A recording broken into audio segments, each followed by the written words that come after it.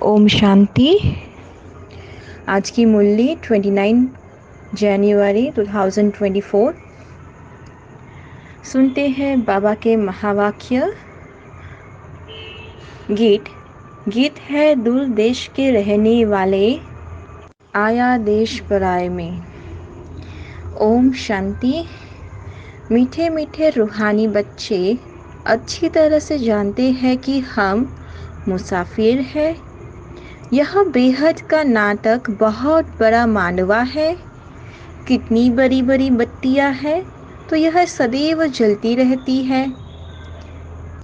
आत्मा जानती है हम सब एक्टर्स हैं और नंबरवार अपने पार्ट अनुसार पूरे टाइम पर आते हैं यहाँ पाठ बजाने के लिए।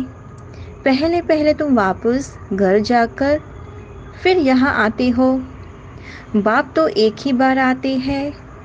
मीठे मीठे बच्चे, यह अनादि अविनाशी ड्रामा है। बाप है स्वर्ग का रचयिता, हेवनली गॉड फादर है। तो यह रावण राज्य पराया है। रावण राज्य में राम को आना होता है। बीच ऊपर है और नीचे सारा झाड़ फैला हुआ है। अभी झाड़ पूरा ही जर्जरीपूर्ण है। नई दुनिया तो बहुत छोटी होती है। सतयुग में देवताओं का जैसे एक गांव होता है। बाप एक ही बार का मुसाफिर है। हो तुम भी एक ही बार के मुसाफिर। फिर पुनर्जन्म लेते पाठ बजाते ही रहते हो। अभी तुम अमरलोक में जाने के लिए अमर कथा सुनते हो, जिससे तुम 21 जन्म ऊंच पर पाते हैं। 21 पीढ़ी कहते हैं ना, पीढ़ी अर्थात बुढ़ापे तक। बुढ़ापे तक आत्मा में ही बुद्धि है, शरीर तो बिल्कुल अलग ही है। बाप कहते हैं मीठे मीठे बच्चे, तुम्हारा स्वर्ग है वंडरफुल वर्ल्ड। स्वर्ग क्या है? वंडरफुल वर्ल्ड है। रावण राज्य में 60 वंडर्स दिखाते हैं।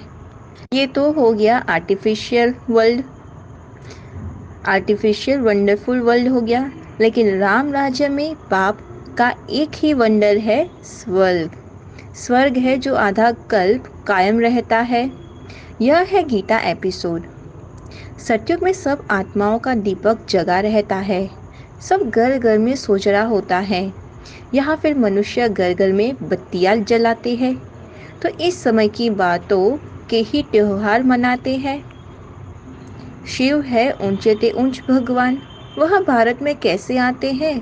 उसने खुद बताया है कि मुझे प्रकृति का आधार लेकर आना पड़ता है, तब तो मैं बतला सकूं, सब बच्चे को समझा सकूं। अब तुम्हारा श्रृंगार तो हो रहा है, तुम फिर दूसरों को करा रहे हो।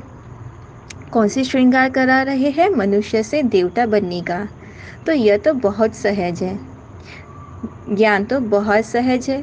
तुम कहते हो परमात्मा बिंदी है, लेकिन शास्त्र में तो ऐसी कोई बात लिखी नहीं है, इसलिए सब मूंझ पड़े हैं। तुम भी पहले नहीं मानते थे, अब मान गए हो। विराट रूप का भी अर्थ समझा है। तो यह है तुम्हारी बाजोरी। तुम चक्र लगाते हो, तुम चक्र लगाते हो। इनको विराट नाटक कहा जाता है कि हम ब्राह्मण से फरिश्ता, फरिश्ता से देवता, फिर क्षत्रिय, देवता से वैश्य, वैश्य से फिर शूद्र बनते हैं। तो यह बाजोली का खेल हो गया है। तो इनको विराट नाटक कहा जाता है। यह तो अथाह अनगिनत कमाई है। एक ही चक्र को 5000 वर्ष लगते हैं, उसमें सारा खेल चलता है। तो वहाँ गायें भी फर्स्ट क्लास होंगी। सतयुग में गायें फर्स्ट क्लास होंगी। जैसा आपका पर वैसा फर्नीचर होगा और वैसा मकान होगा। तो खुशी भी आत्मा को ही होती है। हमारी आत्मा तो तृप्त हो गई, लेकिन परमात्मा के लिए ऐसा नहीं कहेंगे कि परमात्मा तृप्त हो गया। नहीं, बाप तो हमें रिज्यूवेनेट करते हैं, मतलब हमें नया बनाते हैं, रिडिफाइन करते हैं हमें।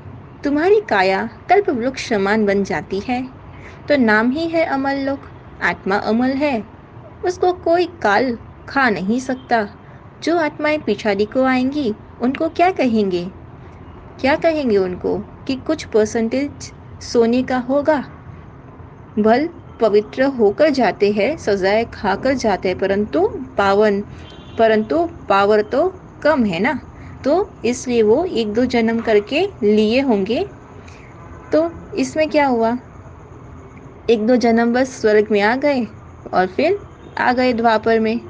तो बाबा जो मुरली चलाते हैं वह है खजाना। जब तक बाप दे तब तक तुम बच्चों को खजाना लेते रहना है, बाप को याद करते रहना है। याद से ही तुम एवर हेल्दी बनते हो। चुप होकर बैठने से भी बहुत फायदा है। मन मना भव। सबसे बड़ा अनर्थ है 1-2 पर काम कतारी चलाना, जिसे आदि मध्य अंत दुख पाते हैं। सबसे छी हिंसा यह ही है, काम कतारी चलाना। इसलिए इनको नरक कहा जाता है। स्वर्ग है नंबर 1 और नरक है नंबर लास्ट। सतयुग और कलयुग को पुरुषोत्तम नहीं कहेंगे, संगम पर ही तुम पुरुषोत्तम बनते हो। जब बाप आकर राजयोग सिखलाते हैं तभी हम पुरुषोत्तम संगम युगी बनते हैं। यह वह है विनाशी विद्या, यह है अविनाशी विद्या, जो अविनाशी भाव भी देते हैं। टाइम तो बहुत थोड़ा है। तमो प्रधान से सतो प्रधान इस जन्म में ही बनना है। वह तो याद से ही बनेंगे। शरीर पर तो कोई भरोसा नहीं है, पढ़ते पढ़ते ही मर जाते हैं। तो शिव बाबा का भंडारा सदैव भरपूर है। तो इतने सब बच्चे पलते रहते हैं, भंडारा है भरपूर है, तो सब बच्चे पढ़ते रहते हैं। तो फिक्र की कोई बात नहीं है। हम आत्मा भाई से बात करते हैं। यह अभ्यास कर क्रिमिनल दृष्टि को परिवर्तन करना है। ब्राह्मण जीवन की विशेषता है प्रसन्नता। प्रसन्नता अर्थात आत्मिक मुस्कुराहट। जोर जोर से हंसना नहीं है, लेकिन मुस्कुराना। देखते हैं ना जज चित्रों में दिव्या कैसे मुस्कुराते हैं। तो हमें जोर जोर से हंसना नहीं है, बस एक स्वीट सी स्माइल देनी है। चाहे कोई गाली भी दे ना, तो आपके चेहरे पर वो दुख की लहर नहीं आनी चाहिए। बस सदा प्रसन्नचित्त होकर रहना है। यह नहीं सोचो कि उसने 1 घंटा बोला, मैंने तो सिर्फ 1 सेकंड बोला। नहीं, सेकंड भी बोला या सोचा, शक्ल पर अप्रसन्नता तो दिखाई दी ना, तो आप फिर फेल हो जाएंगे। तो 1 घंटा सहन किया, फिर गुब्बारे से गैस निकल गई। तो श्रेष्ठ जीवन के लक्ष्य वाली विशेष आत्मा ऐसे गैस के गुब्बारे नहीं बनती। कोई कितना भी बोले, चुप रहना है।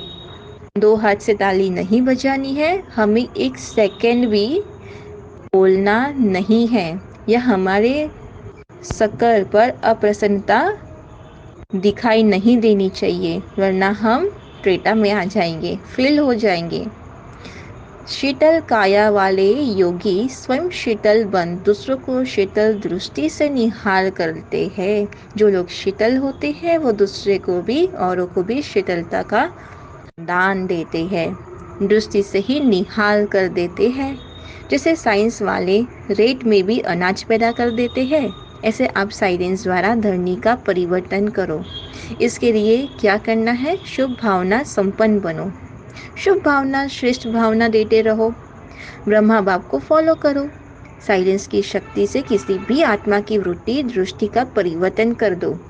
जैसे क्रोध अज्ञान का शक्ति है, तो ऐसे ज्ञान की शक्ति क्या है? शांत है, सहन शक्ति है। अभी इन गुणों को अपना संस्कार बना लोगे ना, तो डबल लाइट फरिश्ता सहज ही बन जाएंगे। अच्छा, ओम शांति।